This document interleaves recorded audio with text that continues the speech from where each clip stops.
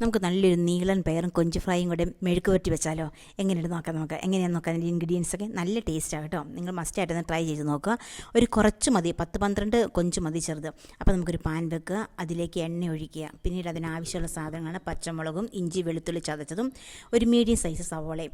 അപ്പോൾ ഇത്രയും നമ്മൾ എടുത്ത് റെഡിയാക്കി വെച്ചതിന് ശേഷം പാനിലേക്ക് എണ്ണ ഒഴിച്ച് കറിവേപ്പില ഇട്ട് ഇഞ്ചിയും വെളുത്തുള്ളിയും ചതച്ചതും ഇട്ട് പച്ചമുളക് ഇട്ട് ആ സവോള ഇട്ടിട്ട് ഒന്ന് പതുക്കെ ഒന്ന് ചൂടാക്കിയെടുക്കുക. ഒത്തിരി വഴണ്ട് വരണ്ട ഇതിന് കേട്ടോ.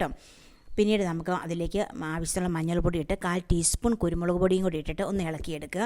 പിന്നീട് ഈ മുളക് പൊടിയും കുരുമുളക് പൊടിയും ഉപ്പും കൂടെ തിരുമ്മി വെച്ചിട്ടുണ്ടായിരുന്നു ഞാൻ കൊഞ്ചിന്, അതും കൂടി ഇട്ടിട്ട് ഒന്ന് നമുക്കൊരു 5 സെക്കൻഡ് നമുക്കൊന്ന് ഇളക്കിയെടുക്കാം കേട്ടോ. അതിന് ശേഷം ചെറുതായിട്ട് നുറുക്കി വെച്ചിരിക്കുന്ന നീളൻ പയറുണ്ടല്ലോ, അത് ഒത്തിരി നീട്ടത്തിലാവരുത്, ഈ സൈസ് വലുപ്പത്തിലേ നുറുക്കാവുള്ളൂ കേട്ടോ.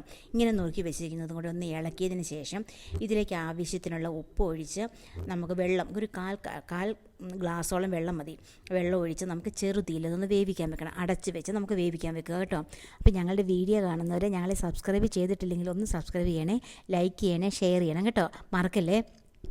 പിന്നീട് നമുക്ക് മൂടിയൊക്കെ തുറന്ന് നോക്കുമ്പോൾ അതിൻ്റെ വെള്ളമൊക്കെ വറ്റി നന്നായിട്ടിരിക്കുന്നത്. അതിപ്പോൾ നമുക്ക് തുറന്ന് വെച്ച് ആ കുറച്ചും കൂടെ വെള്ളമുള്ളത് നമുക്കൊന്ന് വറ്റിച്ചെടുക്കാം.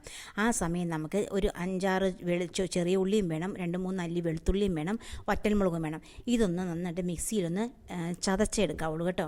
എന്നിട്ട് നമുക്ക് ഈ പാനിലേക്ക് തന്നെ ആ പയറും കൊഞ്ചൊന്ന് മാറ്റി വെച്ച് നടുക്കൊരു കുഴി ഉണ്ടാക്കിയതിന് ശേഷം നമ്മൾ ഇതിലേക്ക് ഇട്ട് കൊടുക്കുക. ഒരു സ്പൂൺ എണ്ണ ഒഴിച്ചിട്ട് അതിൻ്റെ പച്ചമണം മാറുമ്പോഴത്തേനും അതിലേക്ക് ആവശ്യമുള്ള ഉപ്പും കൂടി ഇട്ടിട്ട് നമുക്കൊന്ന് ഈ പയറുമായിട്ടൊന്ന് മിക്സ് ചെയ്യണം കേട്ടോ. എന്നിട്ട് ഇളക്കി തോർത്തി ചെറു തീയിൽ നമുക്ക് നന്നായിട്ട് ട്രൈ ചെയ്തെടുക്കാം. നല്ലൊരു മെഴുക്ക് പുരട്ടിയാണിത്. ഇത് ട്രൈ ചെയ്തിട്ടില്ലാത്തവരൊന്ന് മസ്റ്റായിട്ടൊന്ന് ട്രൈ ചെയ്ത് നോക്കണം കേട്ടോ. എന്നിട്ട് നിങ്ങളുടെ ഫീഡ്ബാക്കൊക്കെ ഞങ്ങൾ എഴുതി അറിയിക്കുക. പിന്നെ നമുക്കൊരു സെർവിങ് ഡിഷിലേക്ക് പകർന്ന് മല്ലിയിലേക്ക് തൂക്കി നമുക്ക് സെർവ് ചെയ്യാം. അപ്പോൾ താങ്ക് യു.